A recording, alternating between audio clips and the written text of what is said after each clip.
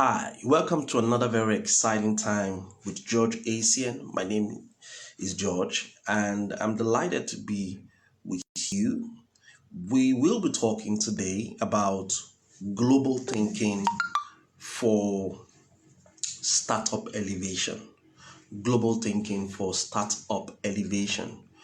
So, what do we mean by that? We're talking about businesses, how local businesses in Africa, how local businesses in different states of Nigeria can move from that local status into becoming global phenomenons, and what can they do to reach that status. That's what we'll be discussing about today. Welcome to another very exciting time. So there's such a thing as global thinking. So there's local thinking, there is national thinking, and there is global thinking. There are different kinds of thinking. For example, we have what is called negative thinking, or what we call pessimistic thinking. And if you're taking down notes, I'd like you to write that down. What does it mean to be a pessimistic thinker? To be a pessimistic thinker means to be always looking out for gloom instead of bloom. Always looking out for the pain instead of the gain. And that's negative thinking. And it's a negative thinking that beclouds your mind from seeing opportunities, because every time you're in any situation, you're always thinking negative. There's another kind of thinking called limiting thinking.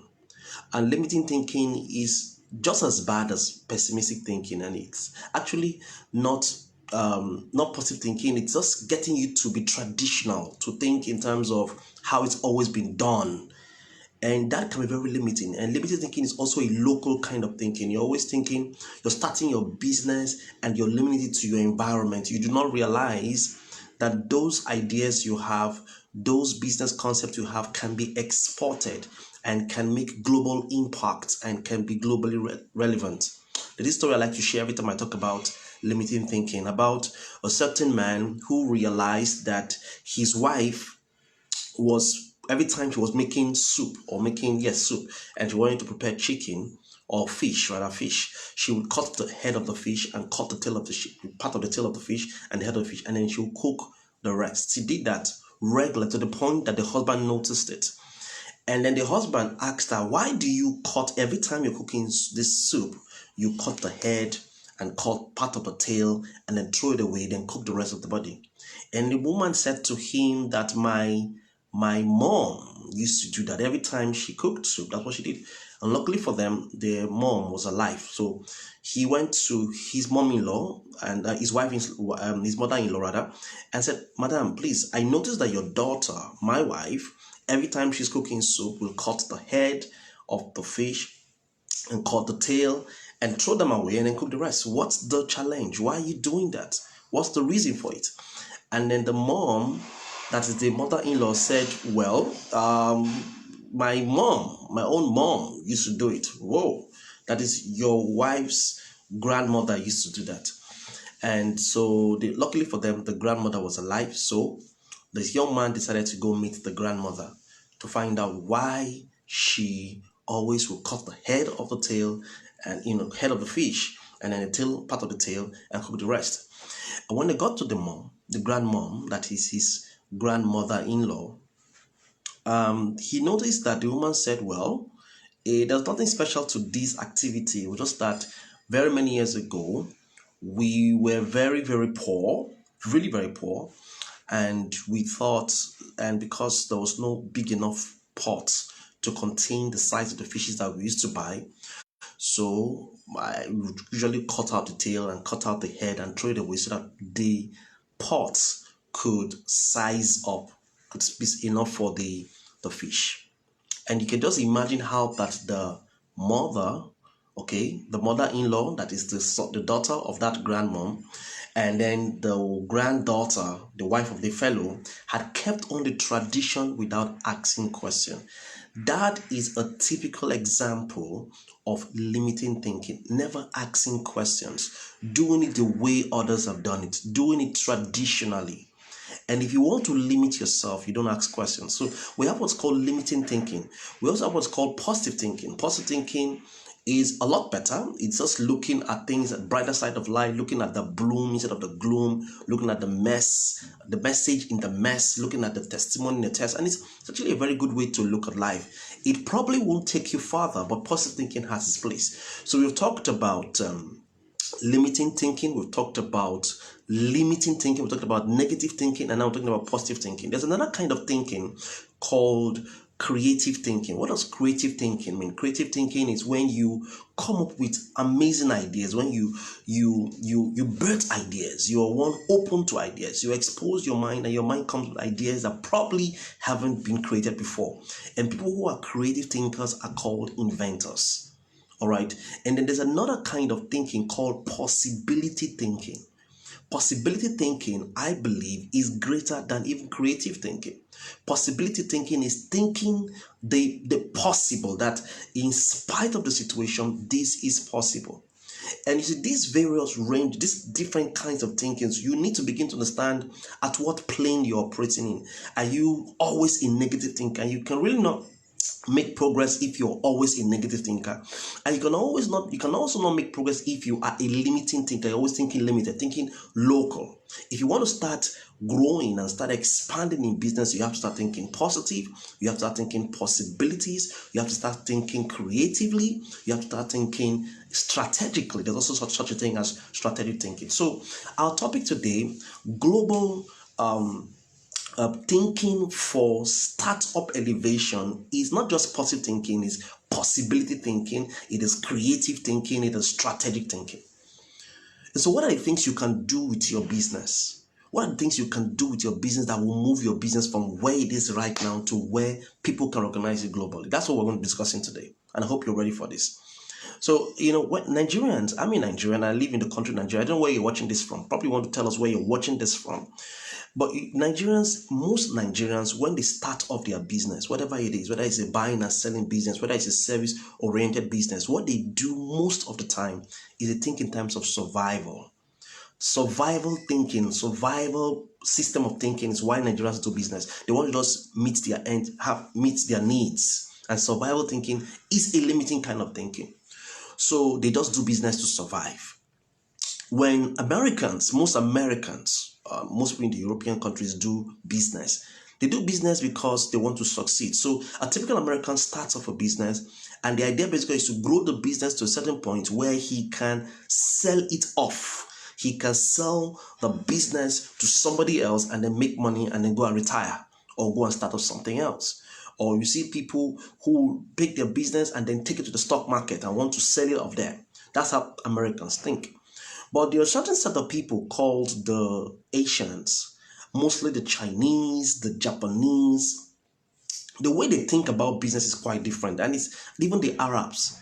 They think about business for generations. Their thinking structure is generation. So we're starting this business. What is the plan for 100 years? What's the plans for 150 years? I was reading the book, My Vision, by the premier or the prime minister of Dubai, and he was talking about businesses that will last for business things and structures that you are creating for 100 years. So you can go to China, you can go to Japan, you can go to Singapore and start seeing businesses that have been planned for 100 years. That's something we don't have going for us in Nigeria, because our thinking is just survival. Our thinking is just for the here and now. So if you want to think global, you don't just want to think about reaching out to the global space. You want to think about the length of time you're going to be staying on planet Earth, how long your business is going to. So how do you start? First of all, let me tell you this. This is very strong. I want you to write it down. Going global is making sure that you are local. Going global begins with starting local. What that means is that you've got to be very, very locally relevant. People in the local space must feel your impact. They must know that you're a relevant business, because you really cannot get. People think that you must do businesses that are global, but the global space wants you to be local. The global countries, the European countries want you first to be local. They want to see that you're impacting your local community before you can reach out to them. So you must be very local. for example. So don't start a business that is competing with the international market when you cannot meet up with them.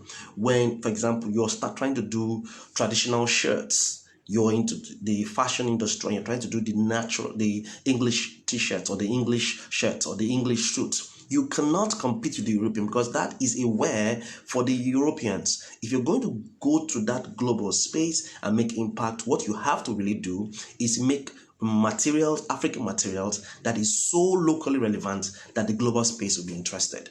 So the first thing to do to go global as a startup is to be very, very original, very, very customized, very, very local, and very relevant locally. That is what you need to learn to do. All right. So that's the first thing you want to pay attention to. Try and be as local can be, because that's where you begin to go global. The next thing that you want to do is that even if you're local, you want to benchmark, you want to look at global standards. What are the global standards that they have? I'll give you examples. And this will help you, for example, to access fundings from people and from even the global donors and investors. First of all, you need to register your business. That's one thing we don't do in Nigeria or in Africa. You need to register your business. In Nigeria, for example, we have what is called the Corporate Affairs Commission. The Corporate Affairs Commission helps businesses to get registered. That's what you should do. Register your business. It doesn't matter how small it is. Register it, because for any organization to do business with you, they want to see that you're registered. They want to see that you have that in place. Register your business. You can, and don't just do a business name registration, because I know that for you to open a bank account in Nigeria particularly, I was in Ghana the other day and I was trying to open a business in Ghana, and I went to the Corporate Affairs Commission and I found out a few things. I got to details and I realized that for you to even open a bank account in Ghana, you also need to have your business registered. For you to open a bank account in Nigeria, you have to have your business registered. For you to open a bank account in South Africa, I'm sure you also have to have, or Rwanda or Botswana, you have to have your business registered. It is an error for you to ask for resources for funding from anybody, investor, venture capitalist, angel financier, with your own personal account. So get your business registered, and it will cost you much. Don't just do a business name. Try and do a limited liability. A limited liability will cost you like 100,000, because you see, when people realize that your business is a limited liability company, they can work with you in that they feel that you're taking your business serious.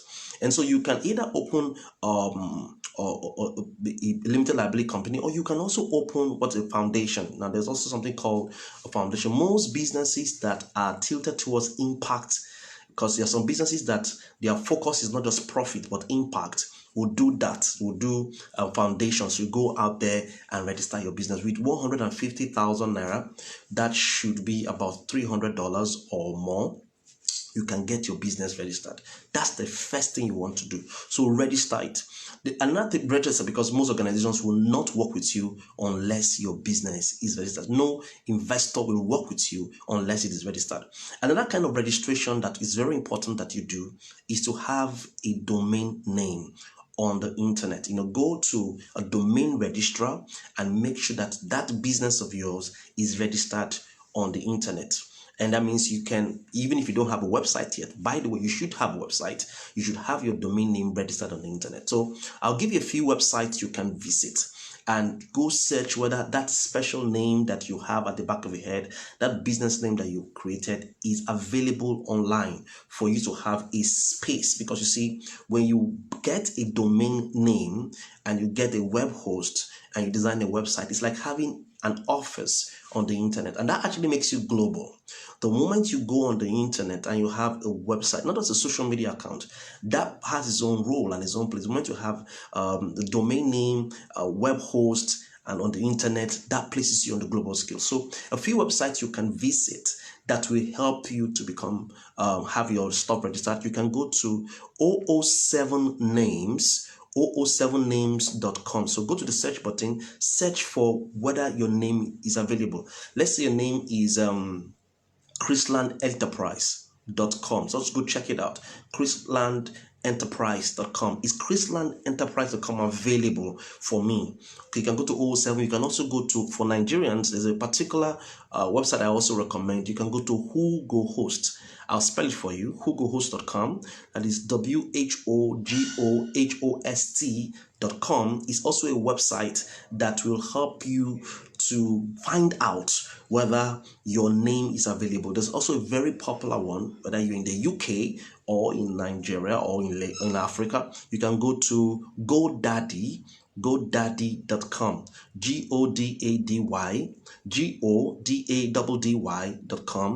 If you're in UK, you can add .uk, and then you get to find out if that domain name is available. And so we have what's called primary domain names, and we have secondary domain names. The primary domain names we have that make a lot of impact and also helps you rank on Google are things like .com, .org, and .net. So in that order, .com, .org, and .net. So if you want to rank, it helps also, aside a few other things that help you rank on Google, your .com, .org, and .net is the order that they are called primary domain names. And we have secondary domain names like .tv, .travel, .online, and a few other .business, .magazine. You can also have it named after your country, .gh, .ng, .com.ng, .com.uk. So, but if you really want to make impact, you want to be ranked on Google, because Google is the world's #1 search engine. When people are searching for enterprises and businesses and concepts, they go to Google, and the first thing that comes out first is the .coms, the .org, and the .net. As a matter of fact, the .com. So go on these platforms and search whether your business name is available. Sometimes you may want to even search for your name. Why is this important? What some people do is that they go to domain registrars, and then what they do is they begin to search random names, and they find out if those names are available. If, for example, they drive past your business and you have a signage that shows a particular name, some people will actually go to this domain register, search for the names, and then buy it, and they call it domain parking. They'll buy and park it until whenever you're now ready. Maybe your business has got to the point where you feel needs to have a website. By the time you go to them, they will be telling you, they will start negotiating the price with you. The price can be ridiculously high, very, very high. There was a time that, I'm not going to mention this, I'm sure she will not feel bad if I mention it. A certain woman by the name Linda Ikeji. Most of you know Linda Ikeji, probably Africa's #1 blogger. And then she used to run on a free blogspot.com. So you had lindaikeji.blogspot.com for a long time. And a lot of people told her, you know what, you need to transition, you need to move. But she kept on it. And so some domain people picked up the name lindaikeji.com. And eventually they bought all the lindaikeji.com, .org, .net, .online. And when she was now ready to transition, she was start having to negotiate that the prices had gone to as much as 4 million, 5 million, 12 million, a lot of money, and she couldn't buy it. Eventually, she settled for lindaikeji'sblog.com. So you don't want to get to that point in your business. You want to buy your domain names. For example, I'm the only georgeacn.com in the entire world. So if you search for georgeacn.com, it is me, no other person. There are many George Acns in the world, but I got that name. I also have my business names that have gotten the domain name. So it's important. This helps you. So aside getting the domain names that helps you to be searchable on Google and available, you need to have a website. Now, gone are those days when people would think that having a website will limit them. You want to take your business, whether it's your speaking business, your talent business, your actual business to the next level, you need to have your website. You need to have a website. Now, what happened to me that in 2012, I used to be very local. I was very relevant locally. I used to speak. My speaking business was very impactful in my local community. I was on local television. I was on local radio for a long time. And then all of a sudden, I had a friend show up for one of our events.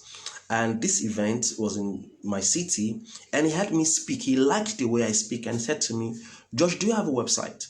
And I said, "I don't have a website." He said, "You really need to have a website, because that will lift you from just being local to becoming more national and more global." And so a few days later, I got the website up, and I got my first speaking job that was about $1,000 for a 1 hour presentation outside of my state in the main city of Lagos. And I got that job because I just had a website. So most of us will get the kind of results that we're looking for, get kind of connections we're looking for, the kind of networks we're looking for the moment you have a website. So invest in having a website. So a lot of advantages. Now, there's so much talk about social media. There's so much talk about the impact of Facebook. There's so much talk about the impact of Instagram. And I tell you, all of these platforms are fantastic. But the challenge with these platforms is that they are not your own. At any given time, they can be yanked out. You can be yanked out. You can be banned. And a lot of people have complaints. Even when you run Facebook adverts and you're trying to reach out to people around the world, you can be limited from reaching people. And so your best bet is to have your own landing page, your own website, and then or have your own blog, and have your own email list. When you do that, what happens basically is that, and then next you do is drive traffic to that website. So get a website. Even if you're selling shoes, even if you're selling shoes, you're selling bags, you're selling locally made products, you can both be very active on social media and also have a website. You want to have a website, an e-commerce website. It will help you to make progress. So of course, you can start with your Instagram page, you can start with your Facebook account or page, and you can run ads. But as you make money, set aside monies to have a website, because that enables you to rank, and that also gives you, there's something about paying for your domain name and your web host. There's something about that gives people confidence that you're ready for business. So having a website puts you on the global stage, enables people to view. People can search for Africa, they can search for Nigeria, and search for a certain niche where you belong, a niche market where you belong, and they find you. So having a website is important. Now let's talk about something that is very important. I'm sure that a lot of you want me to hear me talk. It's about fundraising. Okay, so startups, one of the major challenges they have is undercapitalization. A lot of startups they're looking for funding. How do I get funding? How do I really get funding for business? Okay, so I have a fantastic idea. I have an innovative idea. I have a great product. I've started. I'm promoting it on social media. Again, but let me just say this about getting a website. With $100 or less, little less, you can set up a website. And please don't do it yourself. Get a professional to do the website for you. Since it's a very simple website, I'm sure that with $100, that's about 46,000 or 47,000 naira, or even 50,000 naira, you can get someone to do a professionally done website for you, and that will help you greatly. Whatever business you're selling, and I tell you, it will really help you. So that's by the way. So how do you raise funds for business? And take your business and scale. How do we raise funds for business? Those are some things I'm going to be sharing with you. First of all, I already mentioned that the thing is that there is funding for a great idea. There are a lot of global agencies, Ford Foundation, there are a lot of Rockefeller Foundation, there are a lot of even foundations and venture capitalists and donor agencies that are looking for African businesses, African startups, those in the tech industry, those that have locally made products, and they want to fund you. They want to fund businesses. They want to fund startups. There are donor agencies and businesses that want to fund social enterprises. What are social enterprises? Social enterprises are entrepreneurs, are people who have businesses that are more focused on impact than on income. They're focused on community development. They're focused on a particular issue. And so they run a business around it. And so the idea basically is to reach out to people more than to make profit. And so they're like a foundation. They're not really like a business. They're like foundations. So what do you do to access these fundings? One, you need to have registrations, which I already mentioned earlier, and then you need to have documentations. Now, one of the things I noticed that a lot of startups don't do is they don't have correct documentation. I run a business. I won't say my business is a mega business. I'll say my business can be categorized as a startup, even though we've been in business for close to 14 years. And it's a growing business, it's a growing concern. One of the things we have documents. You need to have documents of everything. If I come to your space, even if you're the only person doing the business, and I ask you for financial records, can you give me financial records of what you've been doing? Can you give me receipts? Can you show me your income and your expenses? And you don't need to have a very complicated account booklet. No, you don't need to have a very complicated account. You simply need to have records of all the things that have come in and all the things that have gone out. your credit and your debits, your income and your expenses. That's all you need to have. Because when you have this information, you can give it to an accountant or an auditor, and that person quickly interprets it for you and comes up with an account booklet that shows you your financial status. Because when you want to access funding, one of the things that these venture capitalists, by the way, venture capitalists are people who can invest in your business but will want equity. They will want to have a stake in your business. So if you want to get access fundings, you need to look. They will need to look at your books, and they don't mean. It actually mean what have you been doing? What's your sales? So people don't keep records of this. Documentation is very important. So venture capitalists really require that to see whether your business is profitable, whether there's cash flow. There's also another set of investors called angel financiers. Now, angel financiers may be a little liberal because they don't want a stake or interest in your business, but they would want to see that your books is in place, and that whatever money they give to you will be profitable. Now, even people that give grants, donor agencies that give grants, that's another form of assessing fund grants. These people will ask for your documentation. So have a documentation, as in have receipts, have registrations done, have your books together. It doesn't matter how small your business is. One day, if you go for event, let's say you're into you're starting, you have a foundation, and then you're growing your foundation, always go along with your photographer. Take as many pictures as possible, because this adds to the documentation. Another thing that will help you get funding is the structure that your foundation or your business has. Now, you may just be two persons in the business, but have a structure, have name titles, have labels for them, have job descriptions for the people. And you don't need to have everybody working for you and earning a salary. You can outsource some things and have a name for them and have it in a structure, what we call an organogram. So that you have an organogram you're operating right now, and you also have a master plan organogram. What that means is you have an organogram you're working right now because of the fact that you're growing. You also have another organogram that is helping you reach out to, that is your ultimate plan as you grow bigger. So these things are very important growing up as an entrepreneur. Have these things. So there are different kinds. Now people say, George, these things is getting quite complicated. I am just a tech guy. I know how to create apps. I know how to do this. Don't get me involved in that. Well, you need to have people who understand those dynamics so that they can help you put those things in place. So I've mentioned documentation. I've also mentioned structure. Structure, have your organogram. This will help you to assess funding. Now, the next thing is that you need to do, and this is very, very important that you do if you want to access funding and scale your business and take your business from local to global, is to understand how to pitch. What did I say? To understand how to pitch for your business, how to pitch your business. What does it mean to pitch? How to tell the story of your business, how to talk to people about your business. So every business that is starting up has a story around it. Every business that is starting up has a purpose around it. So you must learn how to tell that story.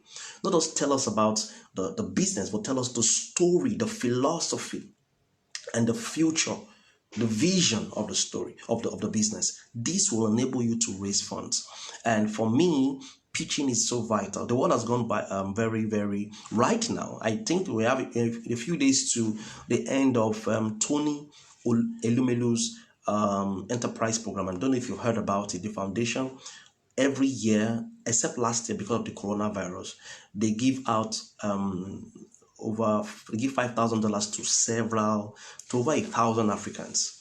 And all you have to do is go online and go to Tony Elumelu Foundation Program or Tony Elumelu Entrepreneurship Program tip, or Tony Elumelu Foundation. Just search on Google. You find that I think it's still ongoing.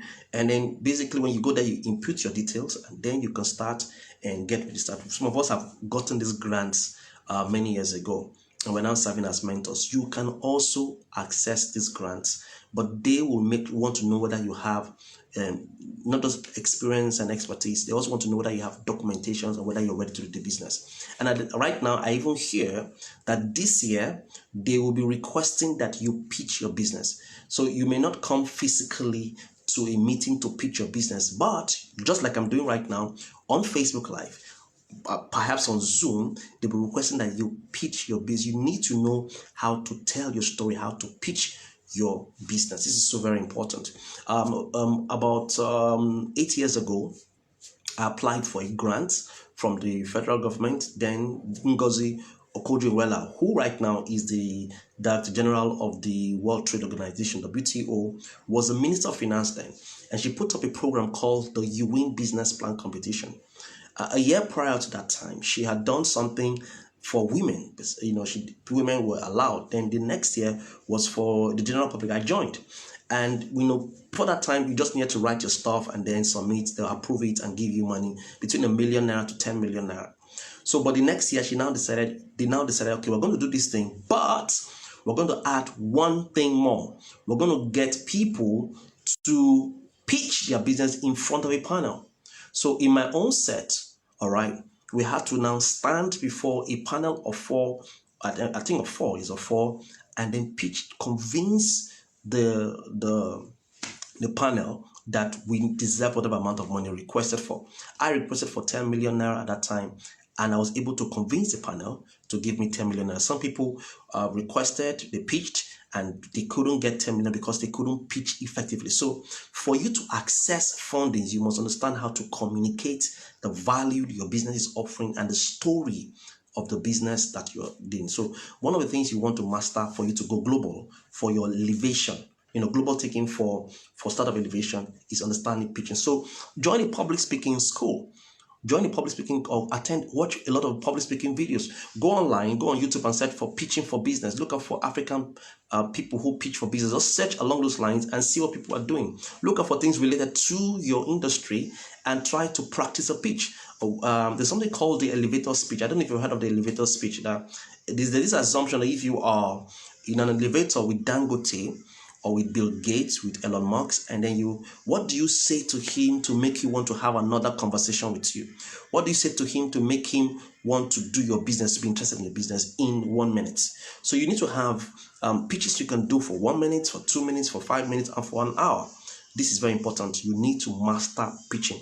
I'm a public speaking coach. I've been teaching public speaking for a number of years, and I can help you understand how to get that done. Basically, for pitching, you need to understand how to open, how to transition to your body, and how to close effectively. So, of course, this is not teaching you public speaking. This is not teaching you pitching. You need to reach out to me, go on the comment section and reach out to me, and I will help you out, to show you what exactly to do. So that's pitching. The final thing I want to discuss today that is very, very vital, that will take your business global, is to understand digital marketing. So any entrepreneur today must understand digital marketing. I had a mentor and a senior colleague come to my office yesterday, and he was asking about, how are you doing? How are you faring? How are you doing your business? I live in a city called Uyo, and of course Uyo is far away from mainstream Nigeria, where you have, you're talking about Lagos or Port Harcourt, and he was asking me, how are you surviving? I said, I'm not surviving, I'm thriving.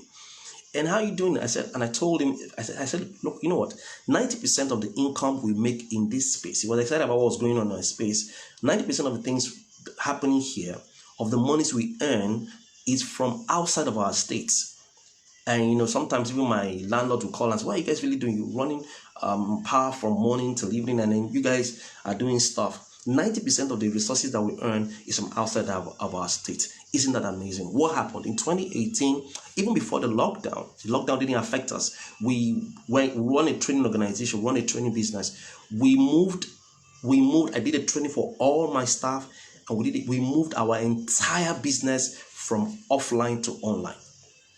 We say understanding how to create landing pages, sales pages, websites, Facebook marketing, digital marketing, Google Ads, YouTube marketing. We took that, we did a massive reorientation. We moved our business from offline to online.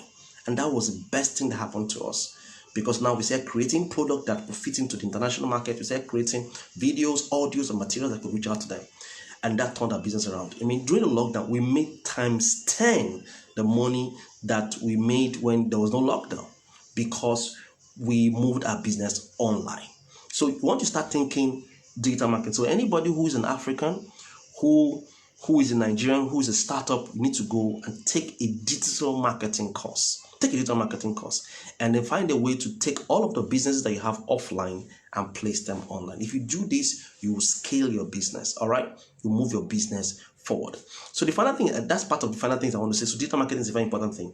But I need to make you understand a few things. Now, moving your business forward, moving your business and taking it global, you have to have a level, a kind of thinking. You need to have models that you can benchmark. You need to start looking out for global standards, looking out for what are the very best in my industry doing. What's the very best in my industry? What are they doing? What are other African nations doing? And I tell you, a lot of African nations like Rwanda. I've been doing a lot of study on Rwanda. Rwanda is an amazing place. Amazing place. You need to start doing a lot of research on Rwanda. Rwanda is growing into become a first world nation, the first African nation to be a first world nation, because of the ideas that the government, and not just the government, the people, the entrepreneurs are setting up. They have embraced technology so much. I'll give you an example. So you have local farmers who are plugged in, who have merged agriculture with technology. So how does this work? For example, they have produce, they have yams or potatoes or whatever it is they've just finished, and then they have a system, they have platforms that enable them to show off-takers, and not just off-takers, anybody interested in having large quantities of potatoes, restaurants, so that when the harvest is ready, the people are aware of it, and then money is transferred, they see the product, money is transferred, and things like that. It's amazing what people do, and it's something we can also do for ourselves. You see, in places like Rwanda, there's even fashion merging with technology, where you don't need to go to the tailor or to the fashion designer to get your dress sewn. All you simply do is impute all of your details, all of your size, as long as you know that, impute it into the system, and right there in the system will create, choose a style, the system will create the style of dress you want. The style of dress you want, and then you can send to the tailor. You tell, when you're shown that's what you want with all of the size and dimensions, get to the person at the other end. The tailor will pick it up and then sew exactly and send to you. So there's no need for you to physically meet. So there's also telemedicine. There's so much happening in the world that you need to start understanding. So Rwanda, an amazing place. South Africa is also emerging. Egypt is also doing well. Algeria. These are countries very close who open their minds up to standards. So we need to begin to observe these things and grow our business. That I must say that some of our African, Nigerian businesses are doing fantastic. Let's applaud them, and we need more businesses to do that. I'll give an example. The Paystack in September last year. Paystack is a payment solution. I'm sure you know Paystack. Paystack.com. What you do, basically they help people process payments, so that you don't necessarily. So if you have if you have a social media handle and you want people to make payments to you, want people to buy your product, you want people to buy your service, so you create a Paystack link and place it there. Write your copy, place the Paystack link. People can now pay for your ebook or your shoes, and then they get a little percentage. Paystack gets a percentage for that processing. They've done it for a number of years. Right now, Flutterwave, FLUTTER is also another fantastic platform that enables you to process payments. Now, I heard in September last year, Stripe bought Paystack for over $200 million. And these guys are young people. Stripe is an international payment processing organization, US based, and they bought it, and that's amazing, for $200 million. And I recently heard that Flutterwave was capitalized.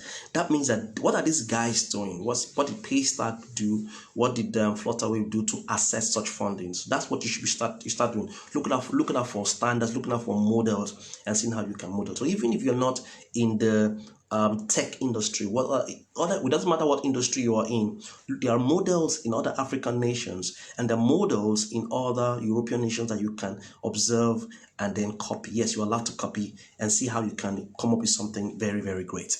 So I hope what I've said to you makes sense. And I'm sure I want to just go over a few things that I've said. Number one, I said for you to be global, you have to be effectively local. You've got to be local as local can be, because nobody wants you to be a cheap imitation.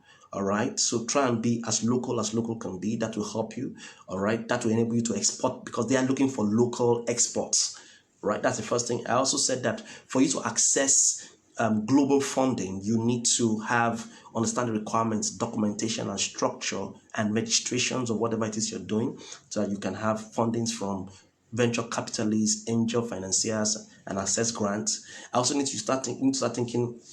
You have to understand the pitching, how to pitch your business on Zoom, how to pitch your business with one-on-one people. You need to understand public speaking. We said that earlier. And finally, we said that we also need to understand digital marketing. Go and take a digital marketing course. It will really help you scale your business and take your business to the next level. And the last thing we talked about today is look out for global standards. Look out for even businesses in your community or businesses in your nation, businesses in Africa that have similar businesses, and see how you can scale by observing and copying them. I hope you got value today.